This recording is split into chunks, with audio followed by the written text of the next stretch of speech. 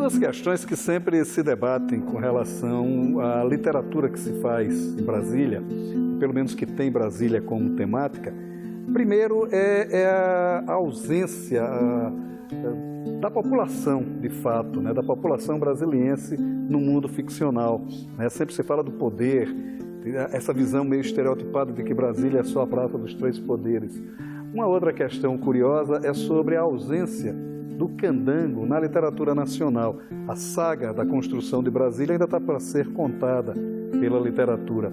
O novo livro do Lima Trindade, ele basicamente responde a essas duas questões ao trazer 3 imigrantes para a construção de Brasília e falar da vida dessas pessoas no núcleo bandeirante e na própria cidade em construção. As Margens do Paraíso responde a essas duas questões e é sobre isso que a gente vai conversar com o Lima Trindade. Do topo do edifício, assisto os pioneiros tomarem a esplanada. São homens e mulheres de todas as idades e procedências. São trabalhadores orgulhosos que abandonaram a repetição das tarefas cotidianas para, esquecidos do cansaço, se descontrair ao som da música das orquestras.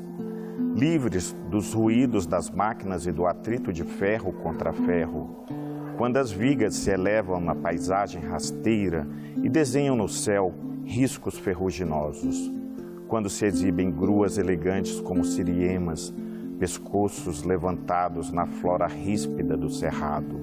Os tratores e caminhões descarregam e se abastecem incansavelmente.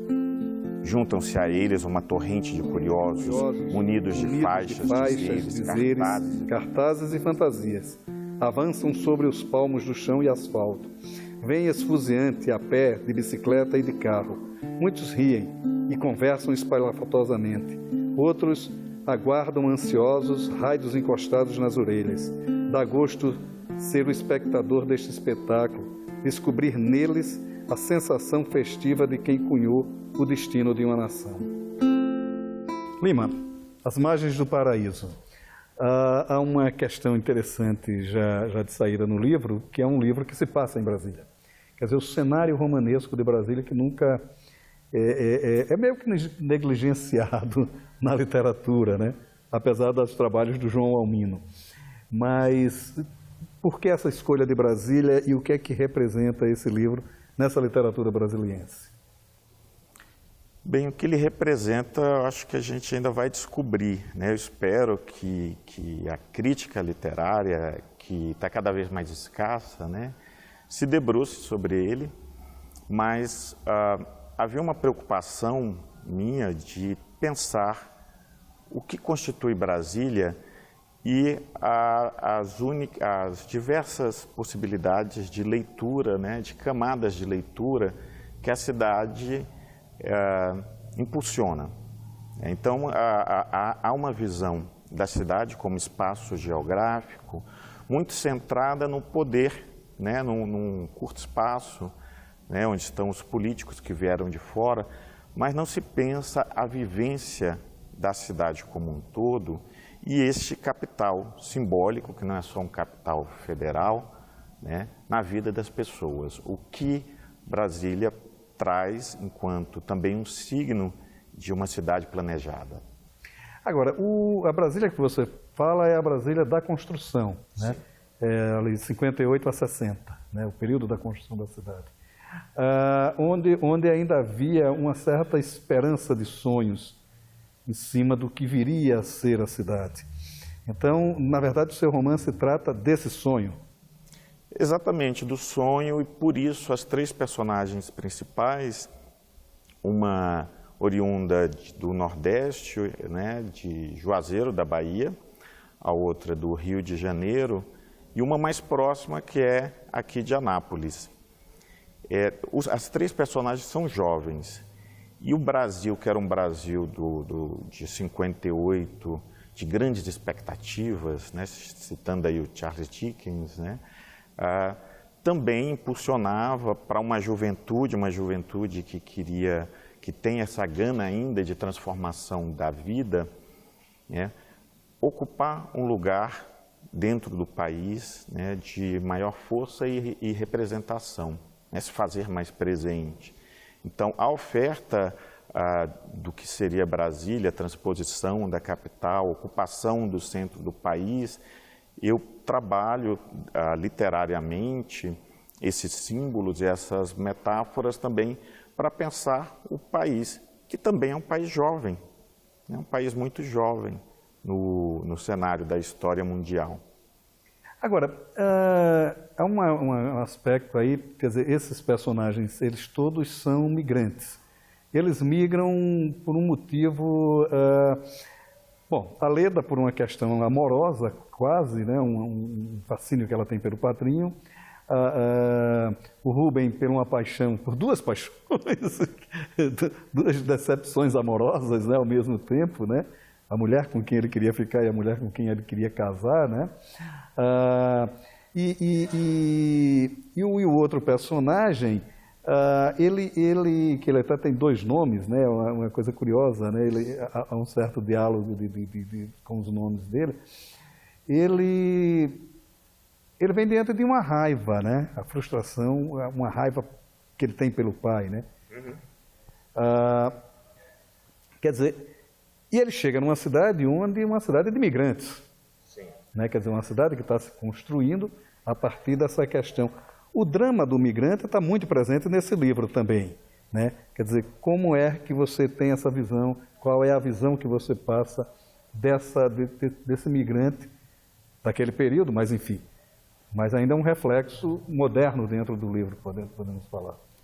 Eu pensei, tentei trabalhar esse migrante que tinha um motivo muito particular, muito subjetivo, porque a ideia principal era que as personagens tivessem uma força e uma voz muito própria e dentro dessas características marcantes delas, cada uma no seu espaço, com uma história forte, arraigada, pensar por que alguém deixa o lugar onde poderia se chamar de lar para buscar uma outra coisa. E, geralmente, quem migra procura o melhor, não é?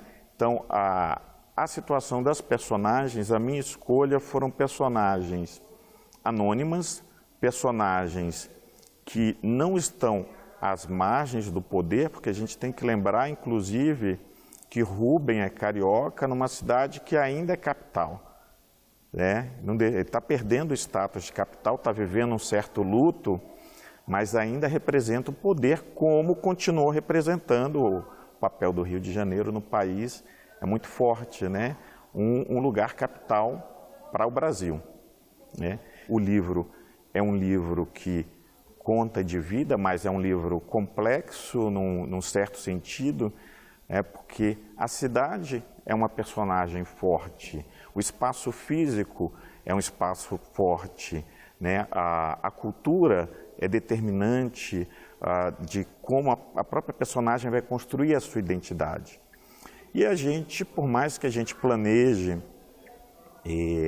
tratar um problema, uma questão, pensar Brasília, essa Brasília como uma oferta de um sonho que juntava comunistas, né, no caso Niemeyer, né, que pensava num tipo de representação de cidade, mas ao mesmo tempo o sonho de JK, um sonho que já estava desde Dom Bosco, né, e era um sonho de também transformar o país num país melhor, no momento quando as personagens Rubem, Zaqueu e Leda chegam, tudo vai ser diferente, né? Não se é exatamente o que se esperava que fosse. Essa vida pregressa deles também tem uma característica curiosa, né? Porque o Zaqueu em Anápolis, a Leda na Bahia, né? E o Rubem no Rio de Janeiro. Mas você fala da juventude deles ali e me parece que é uma coisa, acho que dialogam de certa forma as mesmas preocupações daquela juventude. Além do espaço natural de querer ser alguém na vida, né? De certa forma crescer, que também é um dos motivos que os fazem migrar, mas meio que a vida sem sentido da juventude, que eles vivem em suas comunidades, né? Quer dizer, como é esse diálogo também de ambientes aparentemente tão diferentes, o Rio, Anápolis e Juazeiro, né? Mas que de certa forma se dialogam, eles conversam, né? Nessas suas coisas. Como é que também foi criar esse ambiente? Eu fiz uma pesquisa profunda de pensar o que eram esses espaços físicos, né? Essa geografia e o que era a cultura regional, encontro com a cultura nacional e a cultura mundial. Então, tudo isso vai inferir no sentimento e no pensamento do que é o indivíduo, né? Então, o Rio, ele ainda existia, lembrando os seus tempos áureos, né, dos cabarés, das casas de show, e ao mesmo tempo também estava surgindo a bossa nova, né? Na Juazeiro de Leda, né, é o ano 58, é o ano que João Gilberto grava Chega de Saudade, né? E há também, uma das coisas que me preocupou é não cair nas armadilhas maniqueístas, assim, porque às vezes se pensa a unidade rural como uma coisa folclórica, né? Então já havia a Rádio Nacional transmitindo informações. A gente tem que lembrar o que foi Cuba naquele momento, né? Então, assim, eram jovens que estavam transformando o país.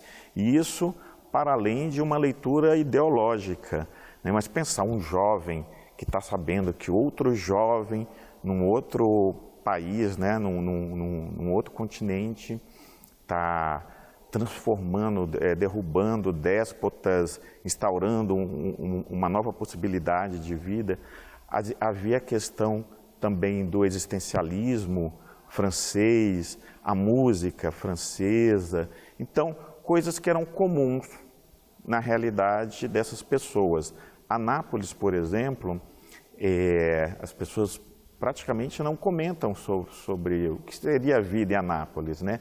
Mas na época ela era tida como a Manchester brasileira, por causa das fábricas, se falava muito inglês lá. Então, e a proximidade com Brasília e a transformação da economia, né? Os carros todos com materiais de construção, as pessoas vindo, tendo que ocupar o setor hoteleiro, tudo isso gerou ainda uma possibilidade de riqueza e de uma troca muito específica, né? Então, nada era muito simples e as personagens também, mesmo tendo uma influência, por exemplo, Leda, lá no São Francisco, tendo uma cultura nordestina que é uma cultura muito forte, muito demarcada e que o nordestino se orgulha bastante, ao mesmo tempo também ela estava lendo a revista de cinema, Sonhando com Hollywood.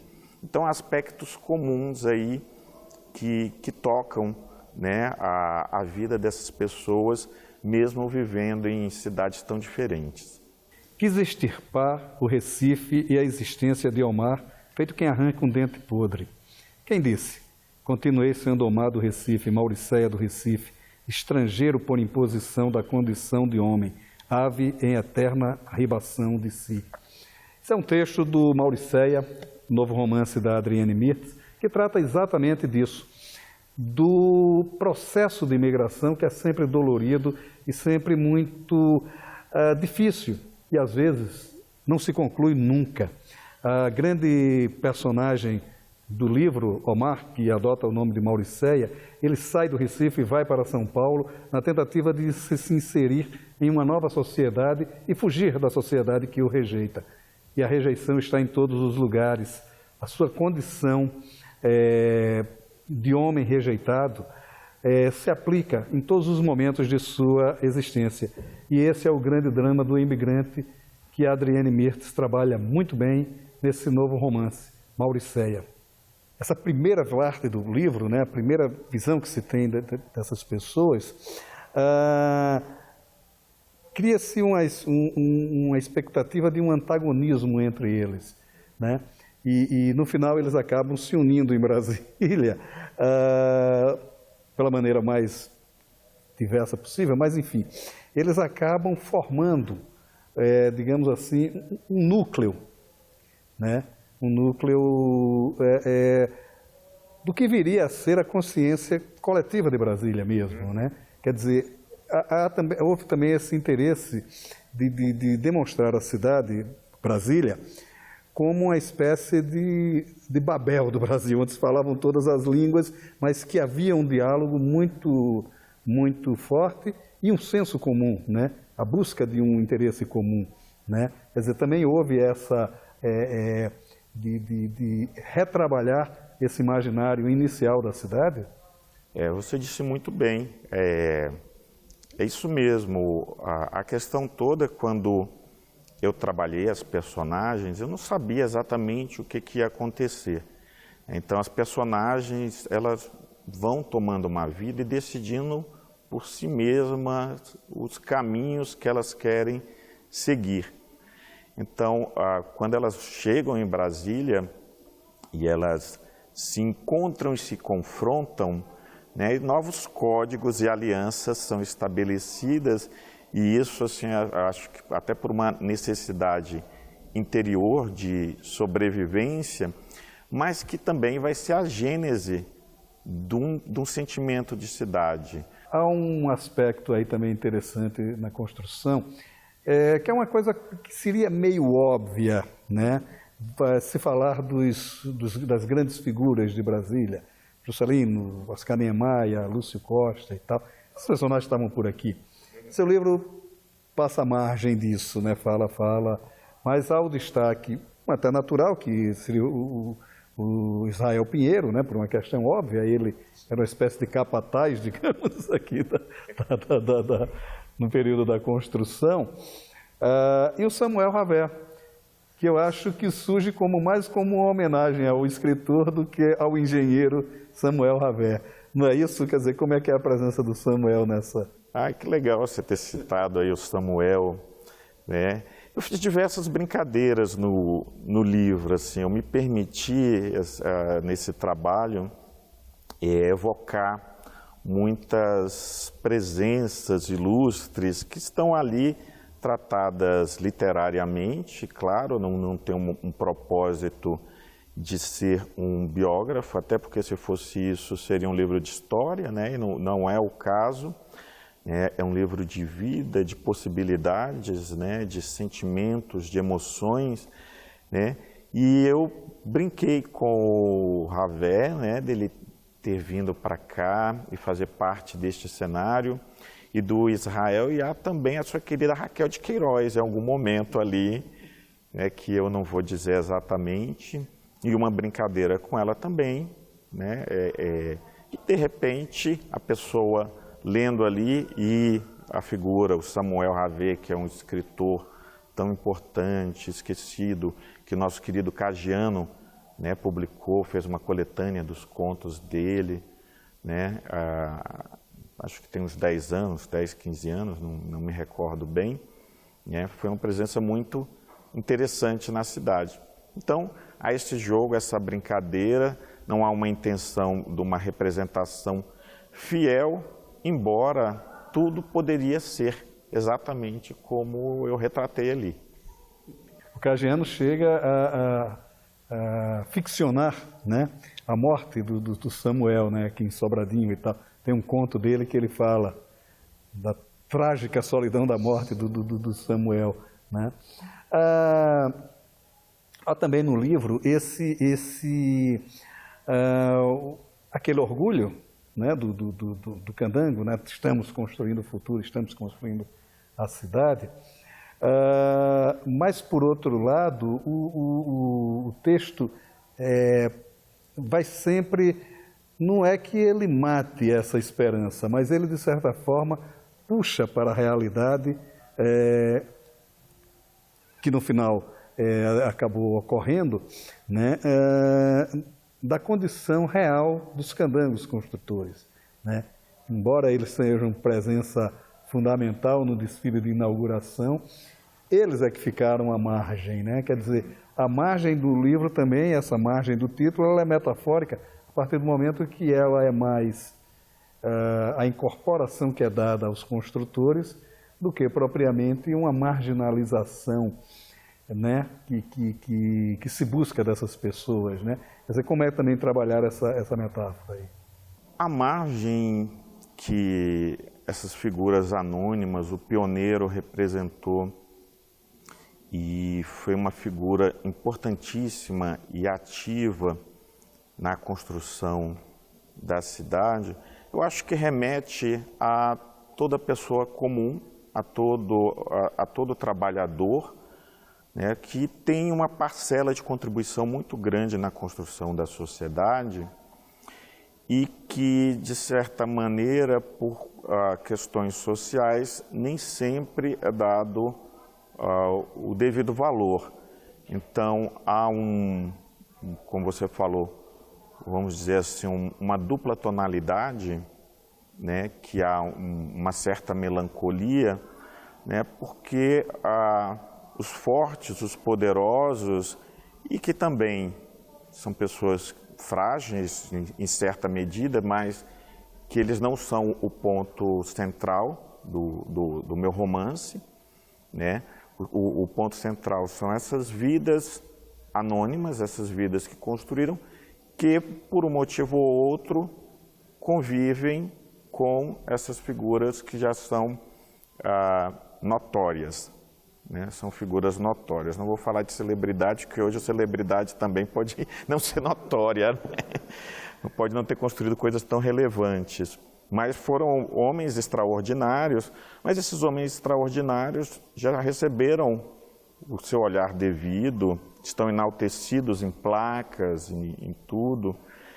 E eu sentia que havia uma lacuna em pensar a vida do imigrante e o papel dele na construção dessa cidade. E na construção dessa cidade em seu capital simbólico, né, de processo utópico, de paraíso.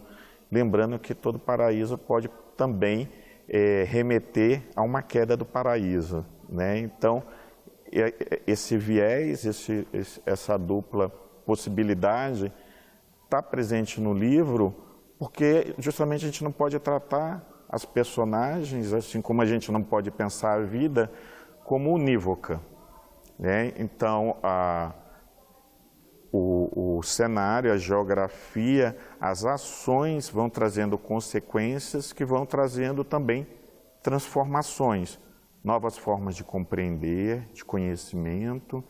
E o que eu espero é que o leitor, lendo, também mude um pouco o olhar sobre a cidade e perceba que Brasília é o Brasil, né? Então, assim, é um Brasil sonhado, né? E é um Brasil também realizado no que tem de bonito e no que tem de feio.